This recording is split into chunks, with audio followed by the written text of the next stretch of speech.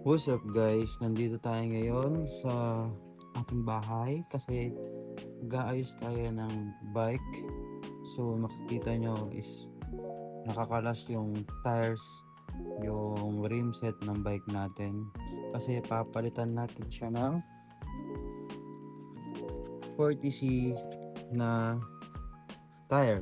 So ito ay 700 by 35 to 40C na size ng interior or inner tube. Tapos ang size ng tire natin is 40C. So ngayon, hihintayin muna natin dumating yung ating rim tape na in-order sa Shopee.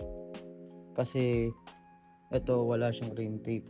So nasira kasi yung rim tape ng ating rim. So pag wala siyang rim tape, di natin masusurpakan nito kasi nga baka mabutas. So delikado. So balak ko sana mag-tubeless kaso wala pa sa budget natin.